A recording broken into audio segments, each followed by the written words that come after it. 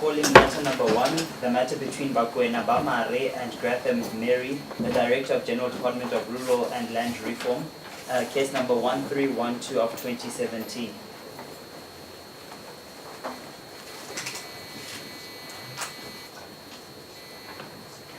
Will the parties representing the respective parties introduce themselves to the court for the applicants, for the respondents? Justices. My name is Presides, Senior Counsel, representing the first respondent in this matter. Thank you, Mr. Nimalo. Morning, Chief Justice. Morning, Justices. My name is Harriette, representing the first respondent. Thank you, Mr. Machaka. Morning, Chief Justices. My name is Mutenga, representing the first respondent. Thank you, Ms. Malika. Morning, Chief Justices. I appear for the second and third respondent. May it please the court, assisted by my junior. Thank you, Ms. Mutenga. May it please the court, I am Mayet and I appear on behalf of the second and third respondents for my senior. Thank you, Mr. Sakhala.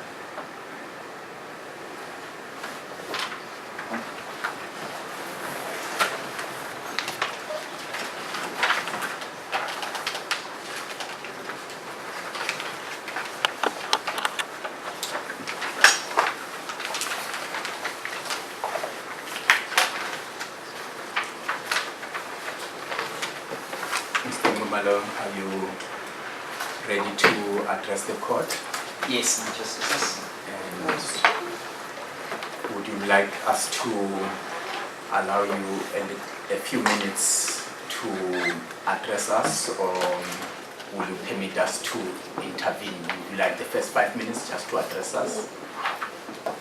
If it pleases the court, I would prefer anything that the Honorable Court prefers. If the court feels like asking questions as and when I make submissions, then it works for us, my Justices. I think what we will do is to allow you the first 5 minutes just to address us and develop your argument. And then after the first 5 minutes, I will allow members of the court to ask questions of clarity as they require. Thank you, my Justices. Thank you, Mr. Nimalo. My Justices, the matter before this Honorable Court today concerns an expropriation dispute amount between the state and the first applicant, the first respondent rather, in this case, Ms. Grantham, our client. My Justices, this land is a 97-hectare land which is on the borderline of Baklu and Midrand. It is an area, it is a land that is located at a very rich area, and its size is huge. Now, my Justices, in terms of Section 25(2) of the Constitution, there are two requirements that must be met in order for expropriation to be constitutionally valid. The first one is that the expropriation must be for public purpose and it must be in the public interest. The second one is that it must be subject to compensation, which must have been agreed inter alia by the parties or by the affected parties or decided upon by the court. Hence, we are before this Honorable Court today to ask this court to decide and adjudicate on this matter.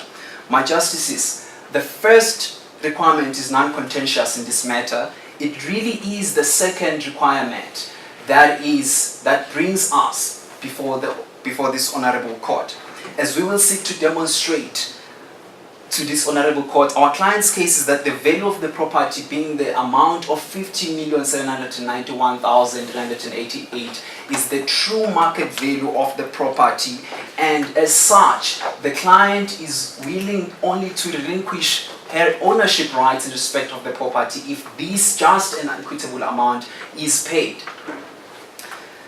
The first respondent thus seeks a directive from this honorable court ordering the state to pay this true market value. My justices, as a starting point, we posit that section 12(1) of the Expropriation Act sets out how the compensation amount should be calculated. The inquiry is really how much would the property fetch in the open market, and not so how much would the property fetch if it was being expropriated by the state. This amount then that the property would fetch in the open market is referred to as the market value. There is ample amount of case law which says that the market value of the property is the starting point in adjudicating cases of this nature. Case in the Ash versus Minister, the Department of Land Affairs sets out the method which has now become a benchmark method in determining just and equitable compensation. This method was endorsed by the Constitutional Court in the Detroit case. It was also endorsed more recently by the Supreme Court of Appeal in the Msiza case and in Kumalo. In terms of this approach, one has to consider the true market value of the property.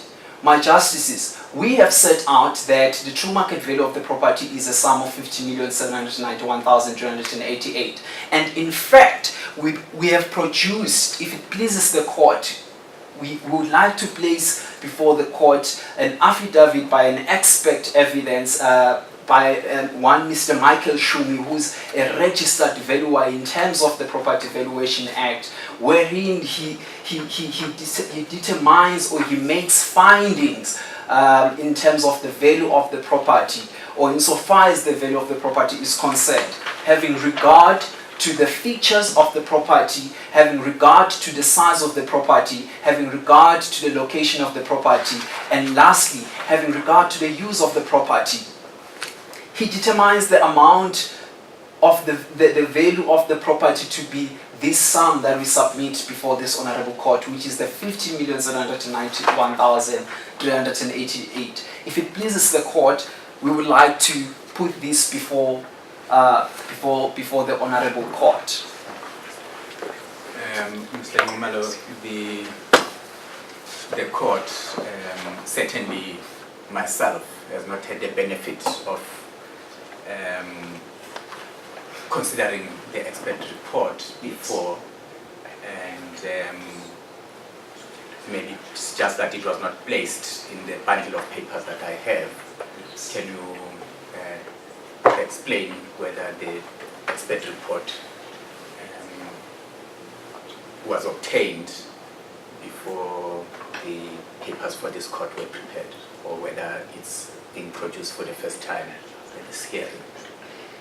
My Justice, this report, or rather the affidavit which contains a summation of the findings of the valuer, is produced for the first time before this honorable court. However, the contents thereof is something that has already been put before the court in our heads of arguments, wherein we state a methodology as to how we arrive at the true market value of the property being the sum of 50,791,388. Certainly we have said that in our heads of arguments that we use the comparative sales method to arrive at that value, and based on expert evidence, it shows that a land of this nature and richness cost per hectare at most a sum of 480,000, and at the very least a sum of 130,000. This, my justices, we submit would justify this final amount of 50 million. Before you continue on the merits of the method for valuing the land, just on a housekeeping level, has the second respondent had sight of the affidavit, although it's alluded to in your heads of argument? My Justice, they have not had sight of the affidavit, but we certainly have a copy for them as well. As I would like to emphasize again that the contents are not something that's new. It's not something that's prejudicial in any case to the state. It is something that they are aware of from the reading of the heads of arguments. The court will admit the affidavit, and the second respondent will be given reasonable time to consider it if there is anything contentious that they need to consider before addressing the court on the contents of the affidavit. Thank you, my Justice.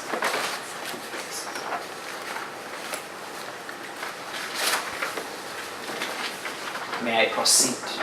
You may proceed, and you have exhausted the first 5 minutes of addressing us without interruption. So the bench will ask questions if and whenever they deem it necessary as you continue to address us.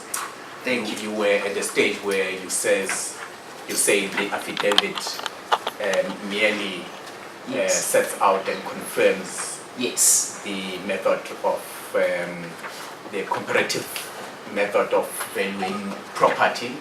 Is that what you said?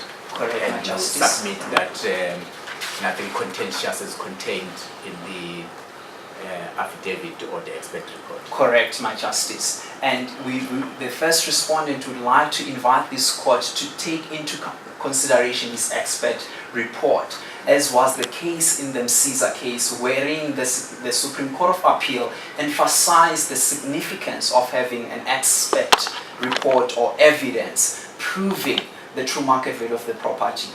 Above and beyond the true market value of the property, my Justices, we posit that in considering the market value of the property, one also has to have due regard to the developmental potential of the property in question, more so where substantial amounts or costs have been expended in developing the property, and the developmental carousel has been set in motion and the process is nearing maturity, which is certainly the case in our case, my Justices, where loans have been taken out to develop this land, and in a particular instance, my Justices, if I may provide an example, there is a sum of 900,000 which the first respondent stands as surety, which is an amount meant to develop this property, and a special vehicle purpose has been set up in place. Now, my Justices, if one considers the state's offer of 940,000 versus this amount that has already been expended to develop the property, it really is minimal. It really is giving away the property for free to the state. Surely that is not the just and equitable precept that the Constitution demands must be adhered to in such cases. Before you proceed on that point, if you could clarify to the court, what do you contend is the value of the property at the time of receipt of the notice to expropriate? And what you've just been addressing the court about, are you contending that that constitutes an enhancement on the value to a higher amount? If I understand correctly, my Justice, our case is that the market value is the sum of 15 million. However, we are saying that there's costs that have already been expended to develop this land, and therefore we are saying that when one applies the Geldenhuis-J approach, it means that we want to start from the 15 million as a base amount from which to compute a just and equitable compensation. Therefore, it means that the potentiality of the land is something that would be considered whether to adjust the amount, the market value of the property upwards or downwards. And in this case, it is our submission, my Justices, that it should be adjusted upwards from the 15 million. But obviously that is the discretion of this honorable court, my justices, because there is a number of variable factors that one has to consider when looking at the potentiality of the land in question. Hence, we have not made so much of a fuss out of it. What we are contending in the main is that the true market value of the property is a just and equitable compensation. As to how does one go along with the application of the other factors enshrined in Section 25(3) of the Constitution becomes another issue, my justice, which merely speaks to the adjustment of an already ascertainable base value. Having perused your heads of argument, it appears to me that as you have contended, the value of the property you assert to be 15 million rand, but you say potentially the value thereof is much higher, up to about 50 million rand. But that step, which from your heads of argument seems to be the step to rezone the property. The step to rezone the property, was that taken before the notice of expropriation or after? It was taken way in advance, my justices, before the first respondent became aware of even the fact that there was this process or this scheme of expropriation was going to happen. So it predates this process, my justices.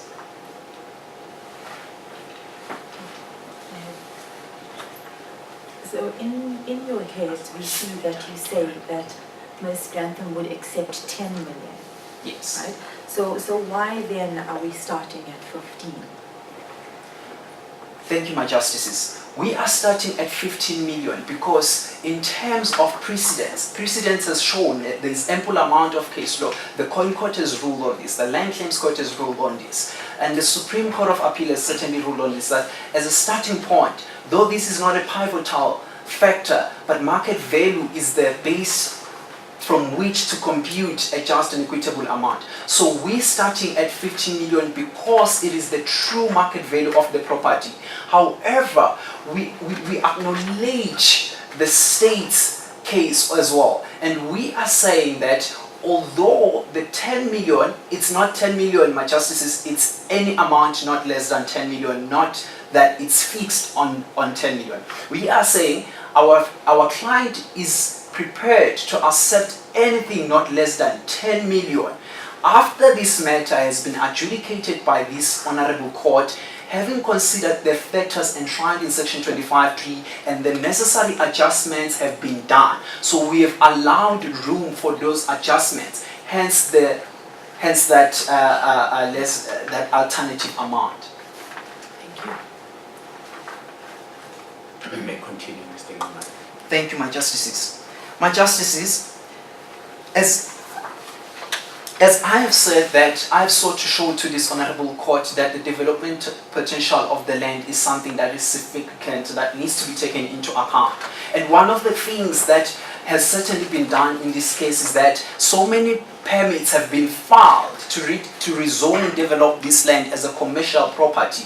Now, one of the arguments, my justices, is that how certain are we that these permits are going to be approved? We are saying, it is our submissions that we are certain that they will be approved. There is case law precedent which shows that, and I submit, my justices, that it's the Port Edward versus K case in where they said that you have to look at those things if the approval of the permits is not something that is remote. We are saying in this particular case, the approval of the permits is not something that is remote. The court in that particular case provided an example of when would a permit be approval be remote. In a situation where there is already a policy by the government that in terms of which certain developments are prohibited.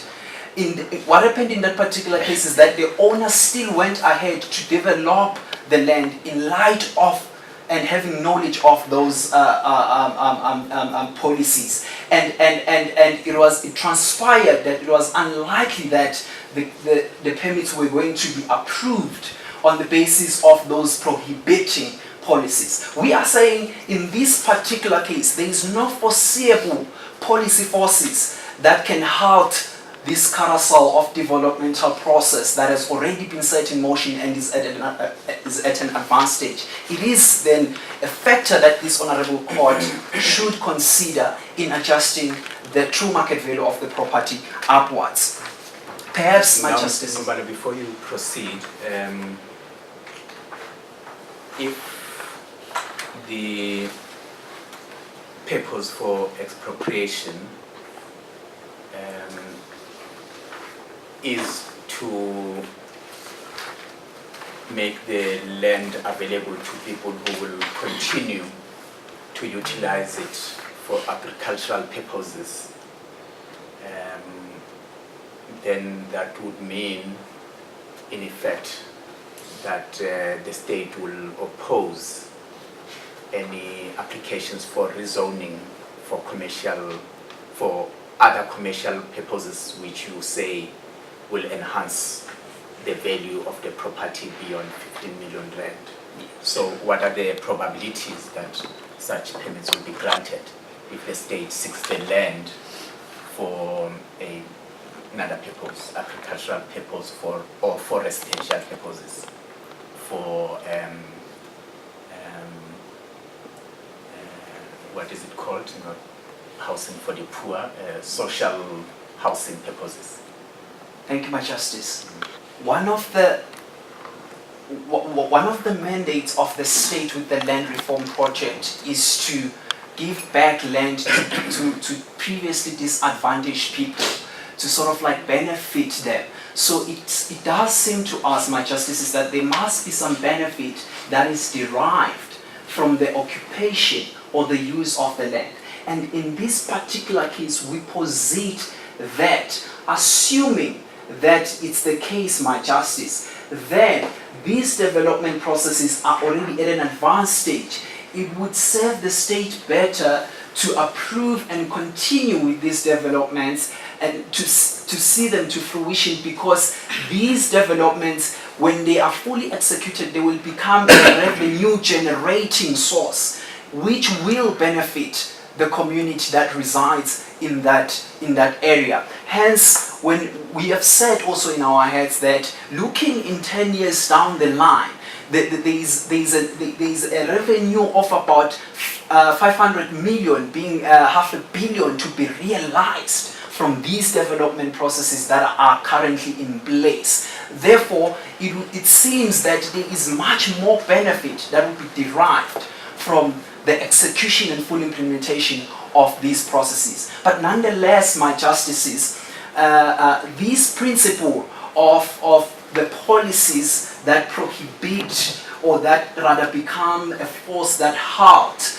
any approval of policies must be a policy that predates the scheme in question. And in this case, we submit that these development processes predate this expropriation. So removing the expropriation program from the equation, we are saying there is no foreseeable force that could halt the approval of the permits. Of course, now there is this scheme of expropriation and community that wants to reside that. It becomes another matter, my Justices, in terms of when one looks at precedent.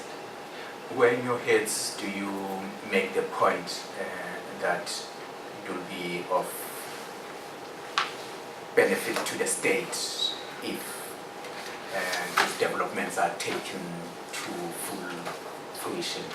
My Justices, we have not stated it expressly or rather elaborately. What we have said in our heads of argument is that there is so much value to be derived and to be realized from this property, especially when you look in 10 years' time. We have said this is the amount, being 500 million, to be realized. And we have said expressly that to therefore award anything less than what we are praying for would be unjustified enrichment on the part of the state and the community that will take occupation of that land. Yes, my justices, we have not said it expressly as I'm arguing it before this honorable court, but we have certainly intimated that point in our heads of arguments. I will check if my sisters on the bench have any further questions on this point. Not precisely on that point, but Mr. Numalo, you emphasize the developmental potential of the land, and you also note that the Constitution expressly refers to the current value of the property as a factor to be taken into account in computing the value of the land. How do you balance your submission against the express requirement of the Constitution? The Constitution, thank you, my justices, the Constitution requires the current use of the property to be considered. And it also requires the consideration of all relevant circumstances and factors and the interest of the expropriatee. How do we balance that, my justices? We are saying that in this particular case, the Constitution does not necessarily expressly provide that you need to take into account developmental processes or the potentiality of the land.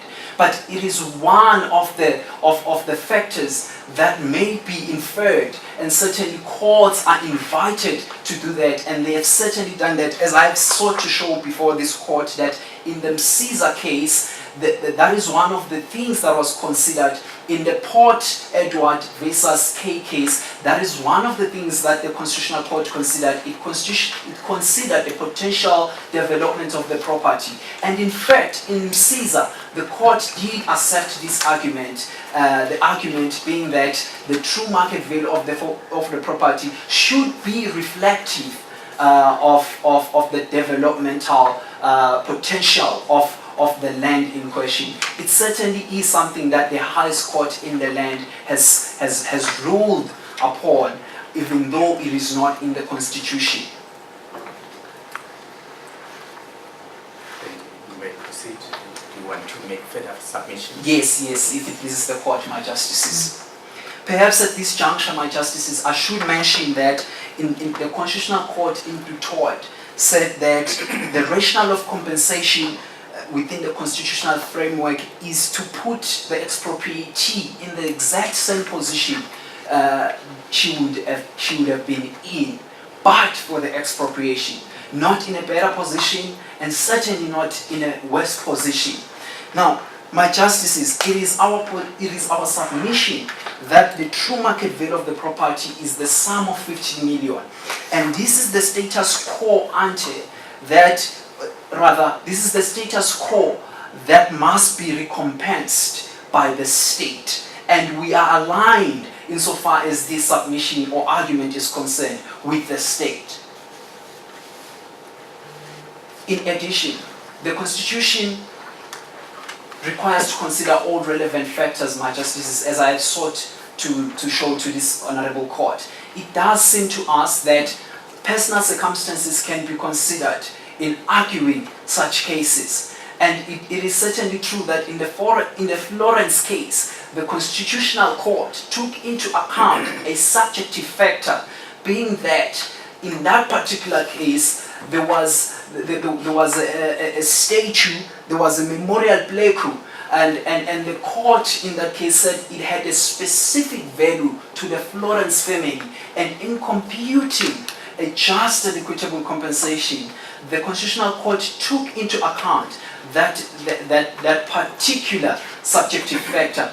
And this is really endorsed by the fact that the Constitution requires one to consider, and this is in section 25.3 of the Constitution, my justices, it requires one to consider the interest of the expropriatee as well as all relevant circumstances. This certainly cannot be an objective factor. If one has to consider an interest of a particular party as well as all relevant circumstances, this seems to us to be an all-encompassing inquiry.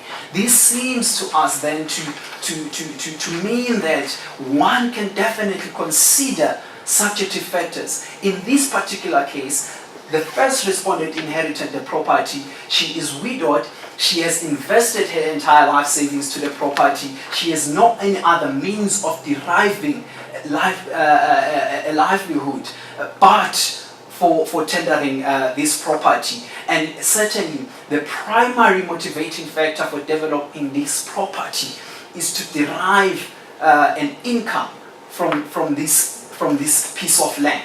Therefore, it does seem to us that the principle of justice and equity would require us to take this into consideration, and certainly to disregard this would be a veritable slaughter of the Constitution. It is not what the legislature intended, my justices.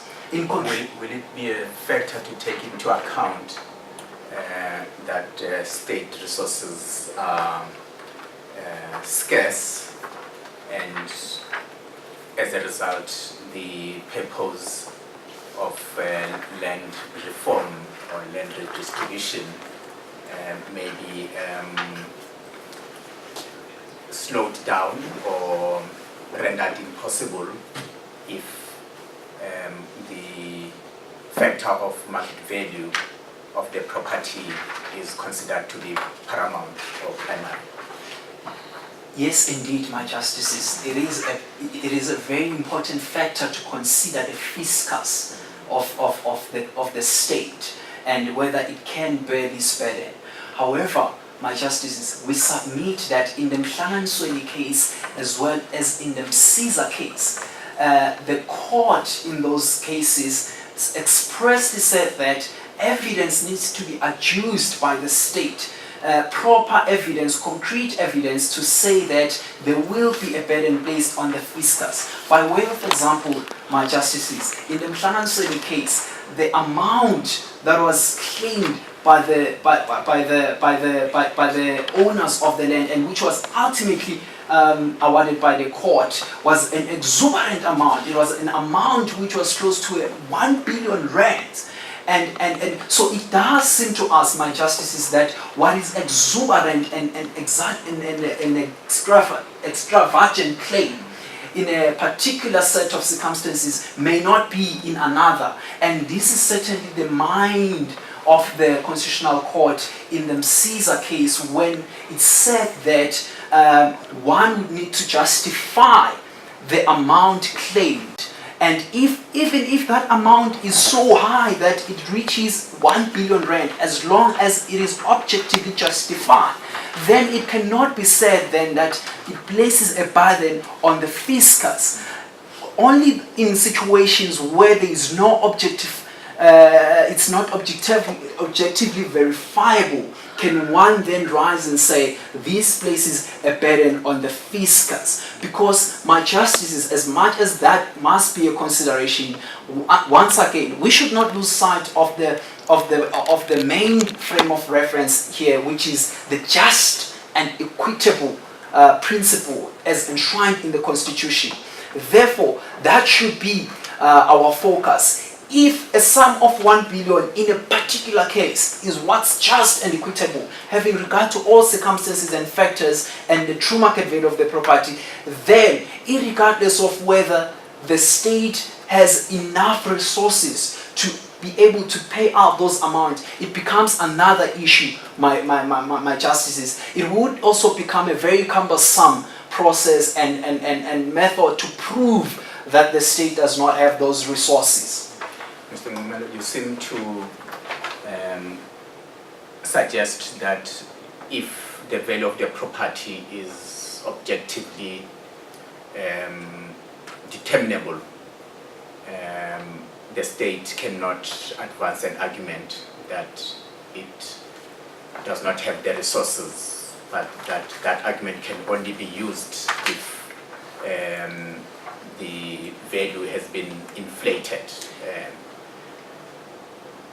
However, if we go back to the objectively determined value of the property, even in those instances, how should the state then be able to achieve the objectives of land reform, taking into in particular into account that the whole scheme of the Constitution is to ensure justice and equity, not only for the vested property owners, but also for the ones who are dispossessed. Should the state still commit itself to the market value considerations when it clearly cannot afford the market value prices, even the ones that are objectively determinable? My Justices, it is our submission that to look at what the state can afford and cannot afford would create two separate schemes of inquiries, in terms of which one would have to consider what amount is this, what value is this property worth for the state. And you will also have another inquiry which will say, what is the market value of this property? What would a notional seller and a notional buyer in an open market sell this property and buy this property for? It would be two separate schemes of inquiries. And our case law, even the Constitutional Court, my Justices, it is our submission that it has ruled that indeed, in those circumstances where the claims have been inflated, then the state's argument that it will place a burden on the fiscus can fly in a court of law. But in a situation where the claim is a just and equitable and objectively verifiable and reasonable amount, then that argument should founder in a court of law, my Justices. You are about to make concluding submissions, but I will check with my sisters on the bench if they want to ask any questions on your preceding submissions. Just to clarify, Mr. Numalo, your submission is that the 15 million is the market value before we've begun taking into account the developmental potential of the land. That is certainly correct, my Justices. The relief that you seek in paragraph 25 of your heads is confined to the 15 million. Should we be persuaded to accept your submission? Are you submitting that we give an order that goes beyond what you have prayed for? That is certainly correct, my Justices.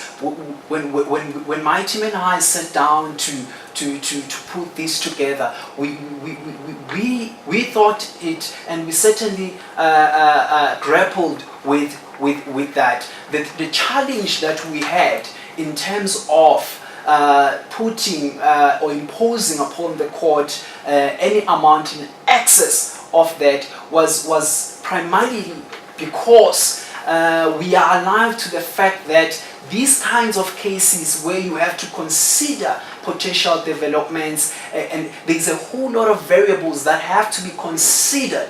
We are talking here micro and macro factors. Therefore, when we sat down, we could not quantify in rands and cents precision as to what amount in excess of what we are arguing should be prayed for. And we have certainly allowed that and left it on the hands of the court, because the court has the discretion in terms of the Constitution to discuss or rather to consider and adjust this base amount we have submitted to this court as being the just and equitable amount. So we have left it on the hands of the court to exercise its discretion on the basis of these facts as set out in our heads of arguments and as argued before this honorable court today.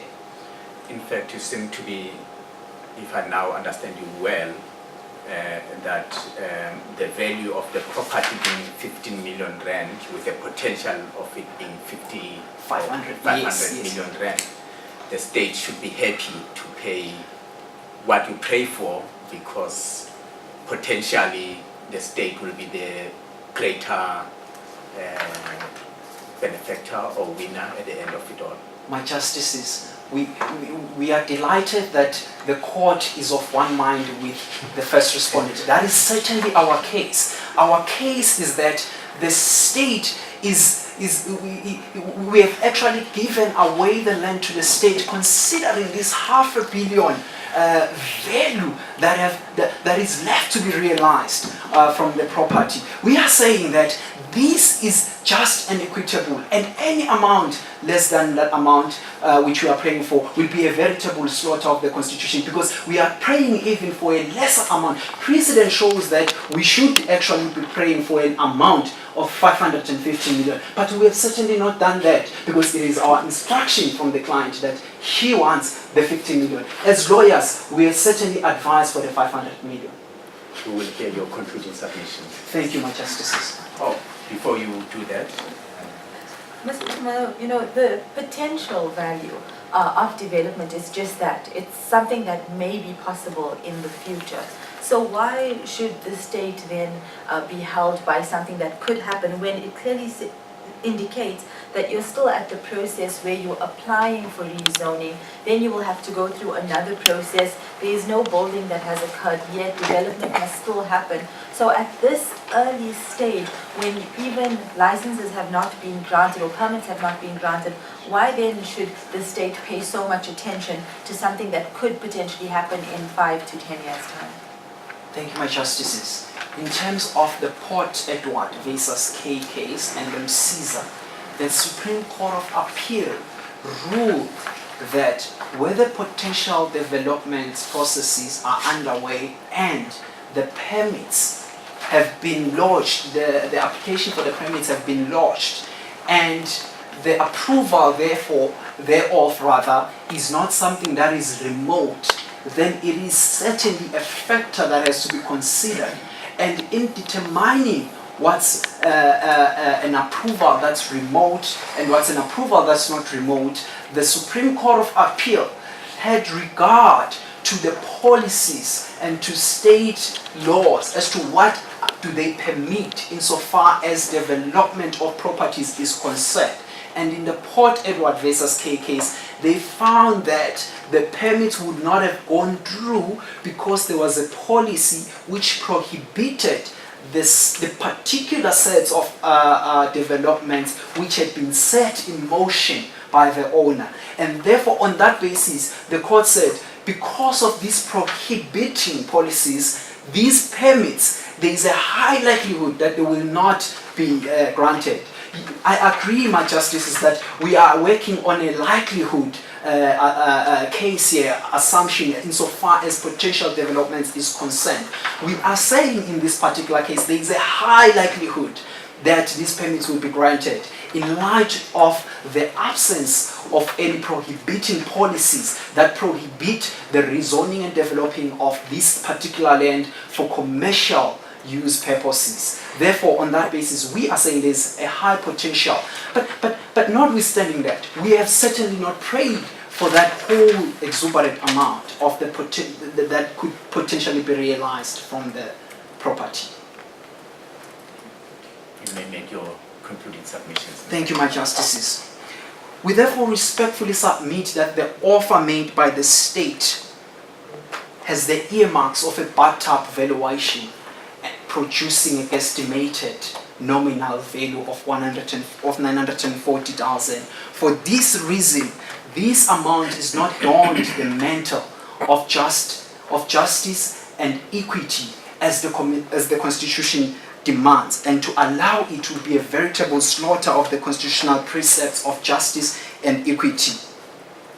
My justices, our Constitution, our democracy must, in the words of James Bovard, be something more than two wolves and a sheep voting on what to have for dinner. It must be, and it ought to be, about justice and about equity. The state cannot meander and wriggle its way through the confines of justice and equity, and it should be held and seen to be held to these constitutional precepts of justice and equity. Therefore, my justices, it is the first respondent submissions that the amount which we are praying for is a just and equitable amount. But in any event, we are praying for an amount not less than 10 million, which would be a huge compromise on the part of the first respondent. this would be a proper adherence to the standards of justice and equity, and as echoed by the Concord in the Detroit case, these standards are peremptory and every amount of compensation must comply with them. Thank you, my justices. If it pleases the court, I'll take my seat if there is no questions from the Honorable Court. Just one last question, Mr. Numalo. Should the court not be with you on your assessment of the market value of the property, what is your submission regarding the loans that have been taken out to develop the land? What should happen to those? Thank you, my justices. We certainly pray that the court adjust the true market value, which is the sum of 15 million, to reflect those loans that have already been expended and the costs that have been expended to set up a special vehicle purpose, because there are costs to lodge applications to set up companies, and there's all sorts of legal formalities that have to be adhered to and costs incurred. Therefore, we as a we invite, or rather we respectfully ask of this honorable court to adjust this market value which we have submitted to this court as being the true and value of the property, being a just and equitable compensation. We ask this court to adjust such amount to reflect all those considerations, albeit that we could not quantify some of these in rands and cents precision because of the number of variables that have to be considered. Thank you, Mr. Ngumalo. Thank you, my justices. Ms. Malik, are you ready to address the court? Yes, I am, my justice. First off, my justice, we would like to argue for the exclusion of the affidavit of Michael Skumi. My justice, we argue that our clients are severely prejudiced by this submission, and that also we have not been given neither notice nor sufficient time to peruse the affidavit, and that it should be excluded, my justice. Mr. Ngumalo's submission is that it's non-contentious because it just confirms what the second respondent has been aware of all along, and that if the second respondent wished to challenge any of the submissions made in the heads of argument in this regard, the comparative valuation method, the second respondent would have produced evidence itself to counter that submission. Yes, my justice, that is highly unfair at this stage, without having given any notice whatsoever that this would be brought to the court today. So for that reason alone, my justice, we would submit that it should be excluded.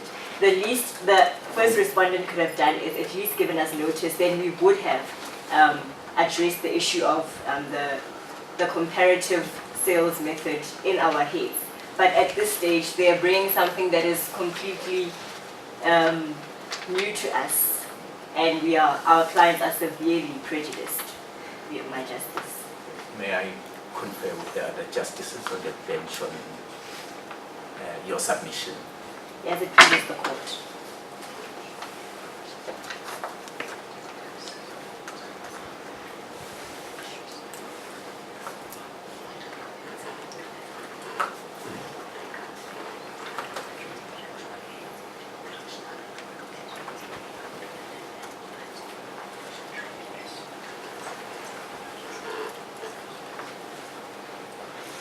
Ms. Malika, we will provisionally admit the affidavit. We will decide at the end of the matter, when we give our main judgment, whether any account should be taken of the affidavit. As it pleases the court. If you wish to address yourself to any of the issues contained in the affidavit, you may do so, but we may come to a judgment with reference to it or without. We will decide that at the end of the matter. As it pleases the court, my justice. Thank you. Like Mr. Ngumalo, you will have 5 minutes of uninterrupted submissions, and thereafter we will intervene where necessary. As it pleases the court, my justice, we're here basically because of a deadlock. The court is sitting here because of a deadlock, my justices. We do not contend that the two-stage approach, as mentioned in the case of Ash versus the Department of Land Affairs, is indeed the first and the most appropriate method to determine the value of compensation in this case. I would like to address the court firstly on the issue of market value, thereafter the issue of any other relevant circumstances with regard to determining a just and equitable compensation for the value of the land. Now, market value is a convenient starting point. The approach, the two-stage approach, as discussed in the Ash case, permits that the court give cognizance to the imperative nature of Section 25 of the Constitution. It gives us an open-ended list.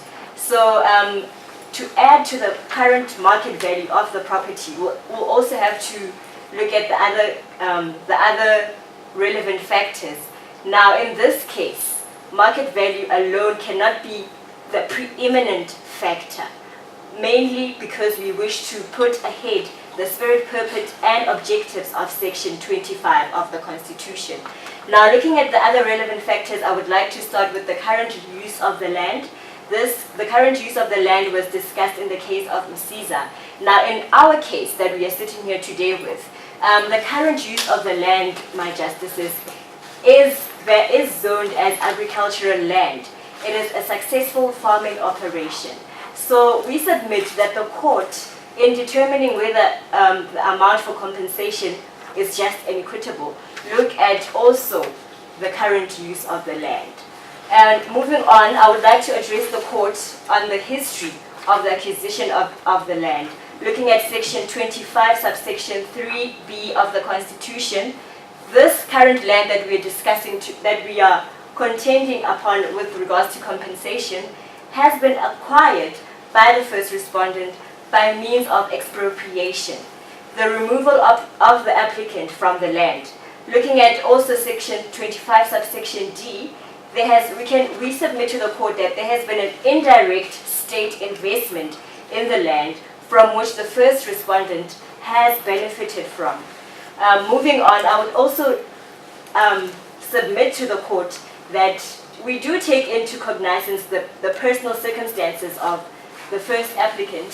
However, it is a limited, the first respondent's personal circumstances play a limited role in determining the value of the appropriate value of compensation in this regard.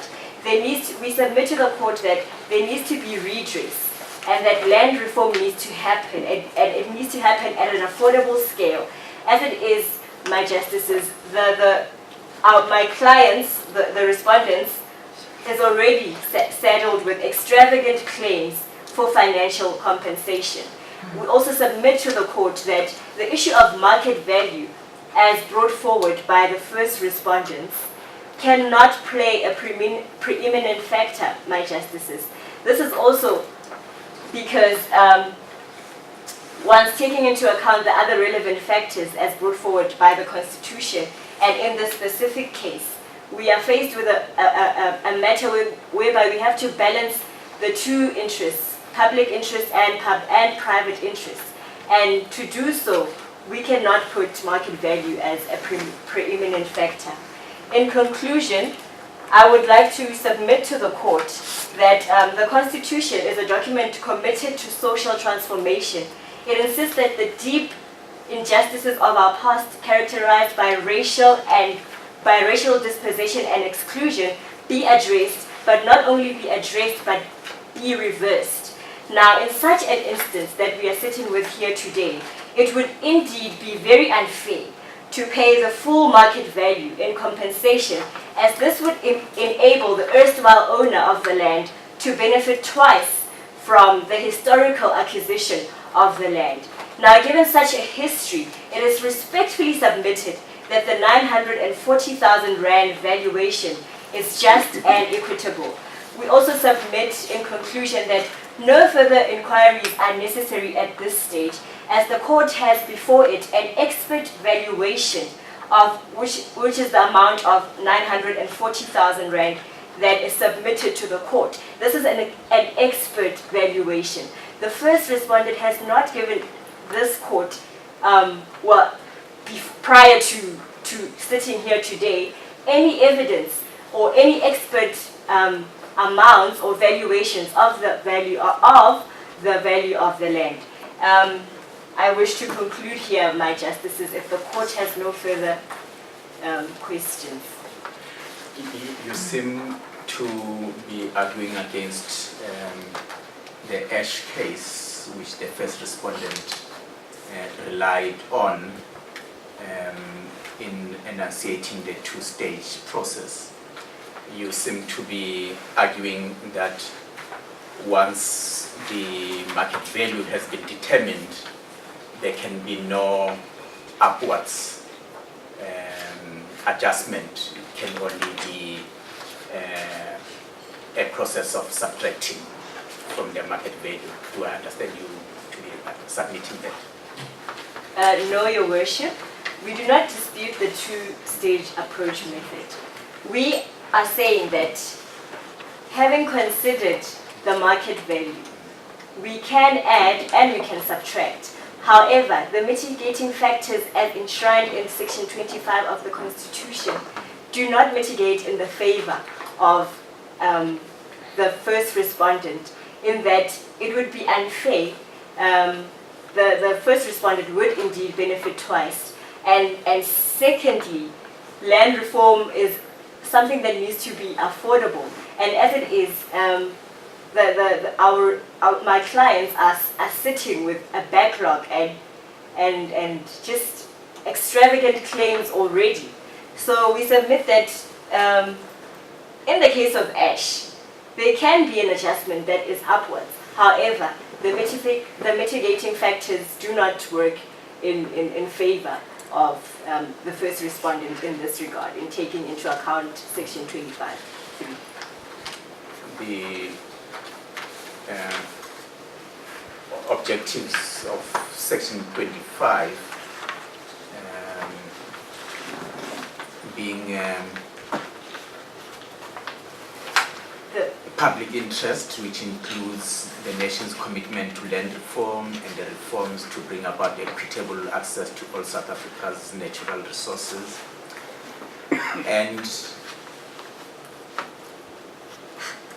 and that property is not limited to land. Of course, we are dealing with a land issue here. What do you say that is Section 25, subsection 4,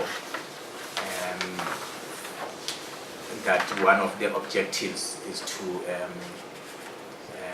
achieve equitable access to land by all South Africans?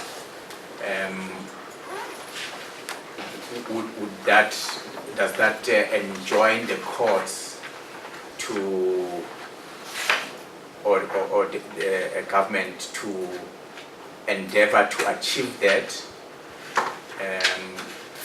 through the method of compensation which the first respondent contends for, where the market value is preeminent, and you have submitted that it isn't preeminent, but I don't know if I've understood you to say in this case all the other factors to be considered subtract from the market value that has been worked out by the first respondent. My Justice, the market value as submitted by the first respondent at this stage is highly speculative. The court is not sitting with any expert evidence that we have been notified on that we can address even with regards to the market value. Secondly, the market value that the court is sitting with, which is the 940,000 as expertly valued by the City of Johannesburg, has already taken into account the factors that are enshrined in Section 25 and subsection 4. We submit that looking at the market value as currently submitted and sitting before the court, we cannot add any further value to the land, taking into account all the other relevant factors at this stage that are working against the first respondent's argument that market value should be the preeminent factor. I don't know if I've answered the court sufficiently. Thank you, Ms. Mutenga. Let me hear if the other justices have questions. Ms. Mutemele, you mentioned that the personal circumstances should be considered to a limited extent. There is a submission that Ms. Grantham never had a career, that the development of the land was motivated primarily by the need to have a means of living and derive value therefrom, and to what extent should the court take into account these personal circumstances? My Justice, I submit that the court should take into account the personal circumstances of the first respondent as far as they are in the parameters of Section 25. So if the personal circumstances of the first respondent do not push forward the agenda of Section 25, then the court should not even put priority on that more than the court should put priority on the parameters as provided for in Section 25 of the Constitution. So they can play a role, a limited role, but that limitation is provided for by the parameters of Section 25.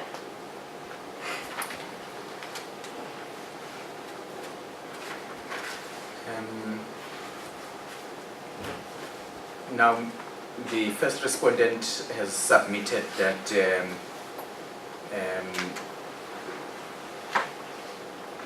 though it seems very speculative, that if the state pays the compensation that the first respondent prays for,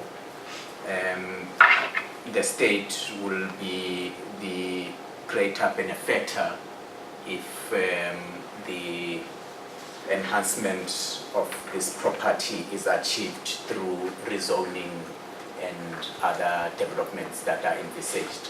What do you say to that? My Justice, we would say to that the 940,000 rand as submitted is by the second and the third respondent already is putting a dent in the second and the third respondent's fiscus, my Justice.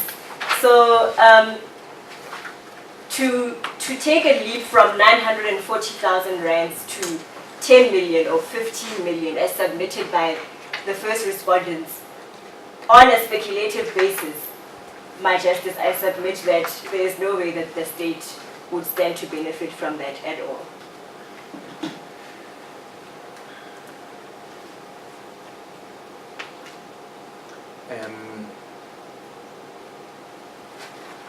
Paragraph 31 of your submissions.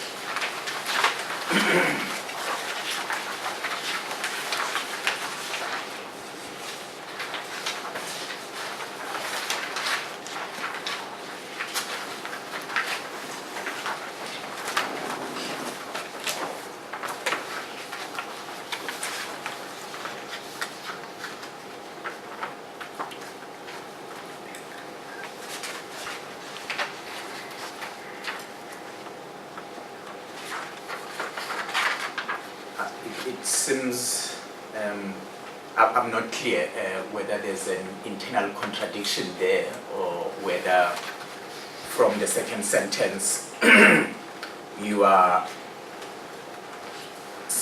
making submissions in support of the first sentence. The first sentence reads, the purpose of compensation is to place in the hands of the expropriated owner the full money equivalent to the expropriated property. I will take it that your submission is that that full value is the 940,000 rand determined by the municipality. Yes, My Justice. The second and third respondents submit that the valuation proposed by the first respondent should be disregarded as it is prejudicial to the second and third respondents, and there is no reasonable or sound justification as to why the court should depart from the 940,000 rand expectedly set by the City of Johannesburg. In considering a similar dispute, the court in Caesar applied the let me read the extract from Caesar, held that applying the approach advanced by the landowner could distort the real value of the land and produce outcomes which are dissonant to the purpose behind compensation. That approach could also create perverse incentives for landowners to artificially raise the potential value of their land if they knew that by simple device of generating interest in the land, its market value could significantly be altered. Now, my question is firstly to establishing whether the department accepts the formula of market value compensation, because you say the purpose is to place in the hands of the expropriate owner the full money equivalent to the expropriated property. Is that your submission, that once the market value is determined, that's what the state must pay to compensate, without adjusting it downwards? It is our submission that the market value is the starting point. And we raised this based on the authority in the Ash case. So it is merely a starting point because of its convenience, because looking at the land, there would be valuations and it would be more convenient to easily determine how much the land is worth. But as stated in the Ash case, it's a two-stage approach, so there are other relevant factors that must be taken into account. And those are the factors as enshrined in Section 25 of the Constitution. Thank you very much. Ms. Mutumele, from paragraph 25 of your head, I think to about paragraph 30, you make submissions, the crux of which is in the second line of paragraph 25, which I'll read. It says the principle entails that compensation for the compulsory acquisition of land cannot include an increase in value, which is entirely due to the scheme underlying the acquisition. The first respondent has submitted that the development started before the expropriation. Now, in light of that submission, are those submissions in paragraphs 25 down to 30 misplaced? What do you stick to your case that this principle applies, or have you changed your position? May it please the court to consult my junior on this matter. You may confer with your junior.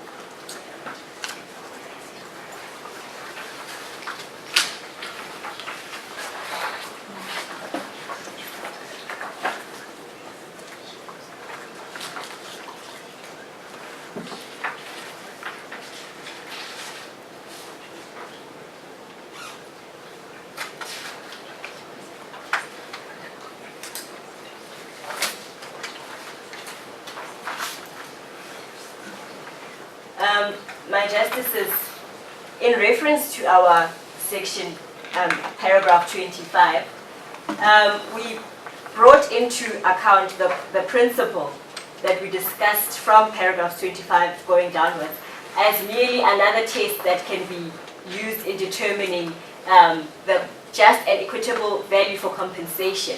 So what we have said in our paragraph 25 going downwards is simply in addition to what we have already stated. So it's a test that can also be taken into account by the court, but merely as another test in addition to what we have already stated. May I rephrase? Is this principle applicable in this case? It is applicable, yes. In your submission, you said that you have to balance the private and public interests.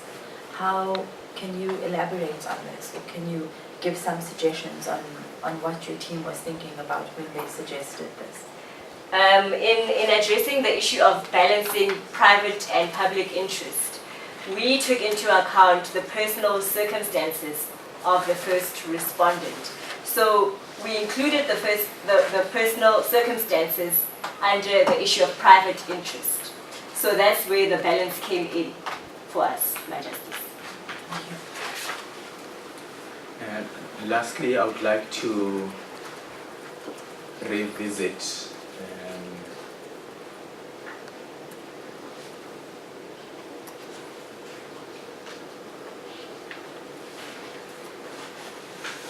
the question of the preeminence of the market value factor. At paragraph 8 of your submissions,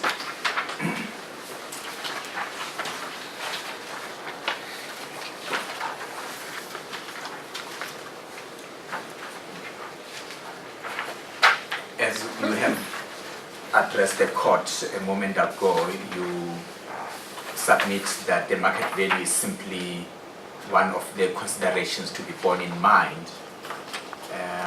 And then in the second sentence, you say, though not a preeminent factor, market value still plays a central role in the calculation of compensation. Could you elaborate on that? Because to me, it seems like a contradiction.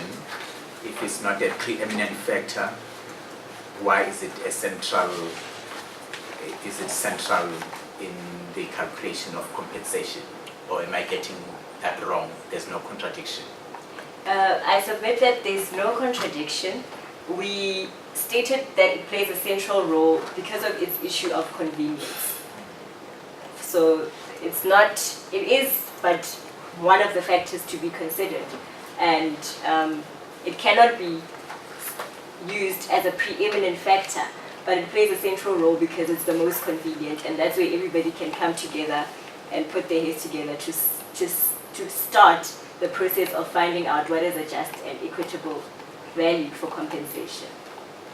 And finally from me, and I'll leave it to my sisters on the bench to ask further questions. The first respondent has emphasized that the market value is objectively determinable. However, when in my reading of section 25.3, the other factors that are set out there appear certainly to lawyers as also objectively determinable. The current use of the property that can be determined without much ado, the history of the acquisition and use of the property that can be ascertained objectively, the extent of direct state investment and subsidy can be determined as objectively as the market value. The purpose of the expropriation will be a stated factor in the notice of expropriation. Do you agree with the first respondent that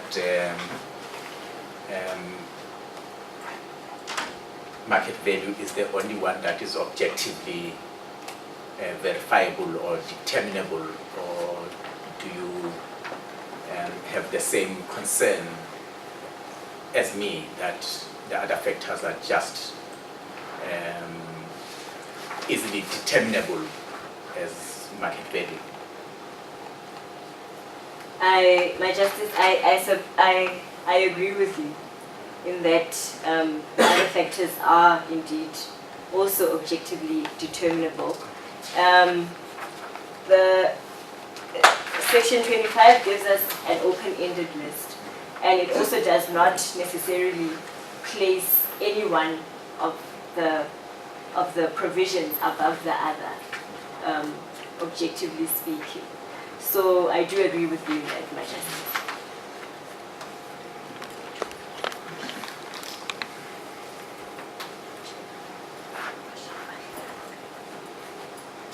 Thank you very much, Ms. Mutenga. As it pleases the court.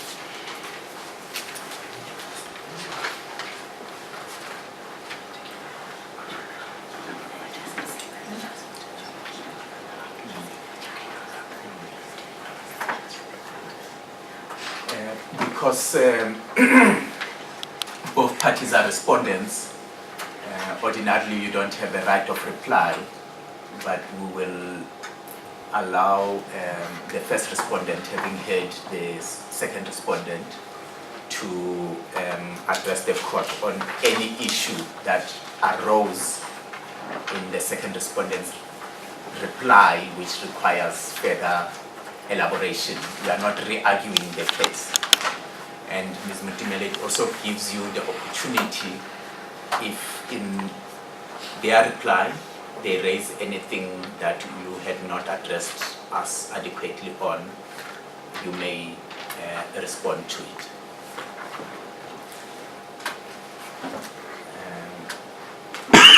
The reply is going to be with Mr. Sakhala. Mr. Mateja, Mr. Mateja. Mr. Mateja, you may proceed. As it pleases the court, good day, Justice and Justices. I just want to first start with the few points that were raised by the second respondent around prejudice in the first place, around the affidavit that we handed over to the court. There is no new issue except the affidavit itself that was raised. The issue around the market value of 15 million is already in our heads of argument, and precisely the affidavit was to serve the purpose that in as far as our case is concerned, we went to the extra mile of getting an independent external valuator to confirm the value of the downtown. So in that regard, we submit that that should not in any way prejudice the second respondent. In as far as the comparative sales method, which they also raised, what really happens in issues around finding the equitable compensation in terms of Section 25, there are various ways in which one can actually find that equitable compensation, and we say, and this is from the authority of the case as well as the Detroit case in the Constitutional Court, that the comparative sales method seems to be the most preferred, and we agree with the second respondent in that regard, in that in as far as they are concerned, we should not have raised this, but it is in our head.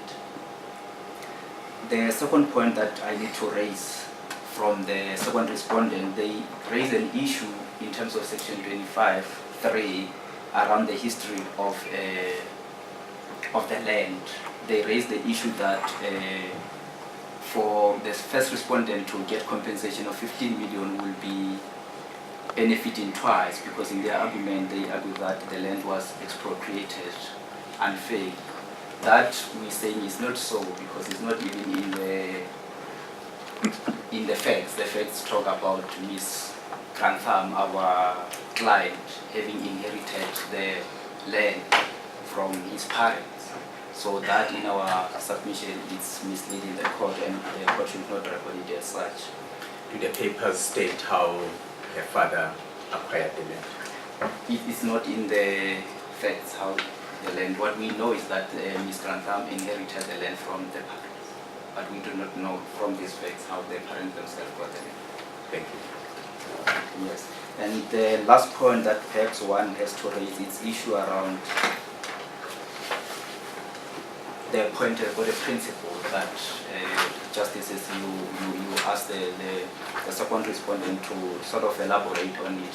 In our submission, we say this principle does not apply in this case, precisely because, if I may just read one paragraph from our aids in terms of the point of principle, and I will try briefly to elaborate on what it really means and the application of that in this case.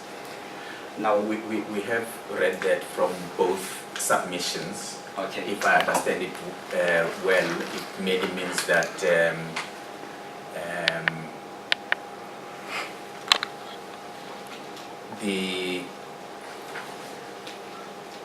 if the notice of expropriation did not trigger any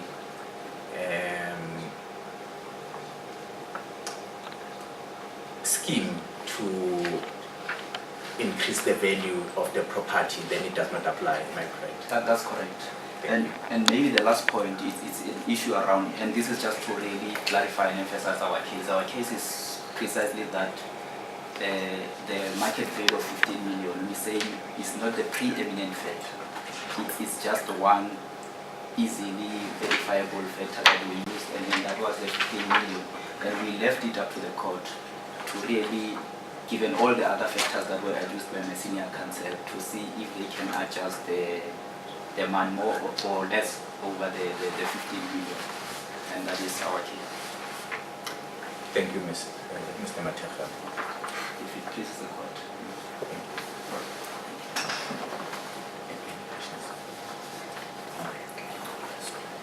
Mr. Mateka, do you have any submissions regarding costs? As it pleases the court, we did not specifically address the issue of cost. Our understanding is that in a matter like this, the principle is generally that the costs should follow the winners, but we mindful of the case in Biowatch, wherein when a constitutional issue like this is raised, where there are serious constitutional issues at play, in this case issues around property, perhaps the court might be mindful of the fact that they should not discourage the second respondent in this case to really come before the court and argue their case. So we should the case go our way, we won't claim any cost. Ms. Mutenga, anything arising out of the reply? No, my justice. No. Do you want to confer with your team first? No, my justice. No, nothing arises. Thank you very much.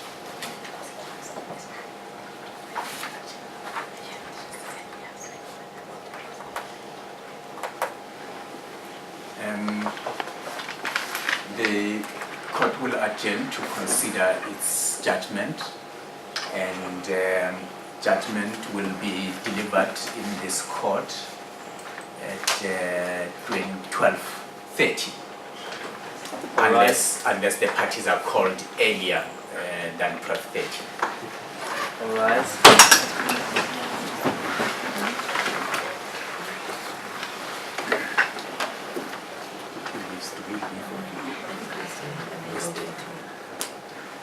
The program is that we will stay. There's another session on the ground first floor that everyone must attend, and the court will remain to consider its judgment.